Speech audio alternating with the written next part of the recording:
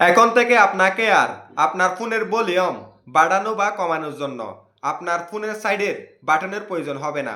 আপনি শুধু আপনার ফোনের সেলফি ক্যামেরার উপরে টাচ করবেন, সাথে সাথে আপনার ফোনের ভলিউম বাড়ানো বা কমানোর অপশন চলে আসবে।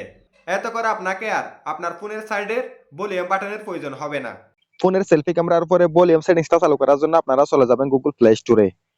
এখানে আপনারা লিখবেন মাটেরিয়াল ক্যাপসুল, MA লেখার সাথে সাথে মাটেরিয়াল ক্যাপসুল লেখাটা চলে এসেছে, কারণ আমি আগে লিখছিলাম, আপনারা অবশ্যই লিখে নেবেন। আমি এখানে ক্লিক করলাম, এখানে দেখতে পাচ্ছেন অ্যাপসটা শো করতেছে। আপনারা অবশ্যই লোগো দেখে অ্যাপসটা ইনস্টল করে নেবেন।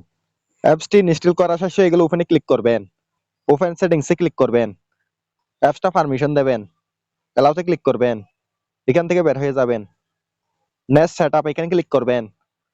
3 নম্বরে দেখতে পাচ্ছেন একটা আইকন, এখানে ক্লিক করবেন, প্লাস আইকনে ক্লিক করবেন, এখানে ক্লিক করবেন, নিচের দিকে স্ক্রল করবেন, এখানে দেখতে পাচ্ছেন ভলিউম, এখানে ক্লিক করবেন। এই যে দেখেন সাথে সাথে ভলিউম অ্যাড হয়ে গেছে। নিচে দেখতে পাচ্ছেন সেভ, এখানে ক্লিক করবেন। এখন দেখেন সাথে সাথে ভলিউম অ্যাড হয়ে গেছে। এখন এখান থেকে বের হয়ে যাব। এখন দেখেন ফোনে সেলফি ক্যামেরার উপরে টাচ করার সাথে সাথে আমার ফোনের ভলিউম চলে আসবে। দেখেন এখান থেকে আপনারা চাইলে আপনাদের ফোনের ভলিউম বাড়িয়ে নিতে পারবেন বা কমিয়ে নিতে পারবেন। ধন্যবাদ।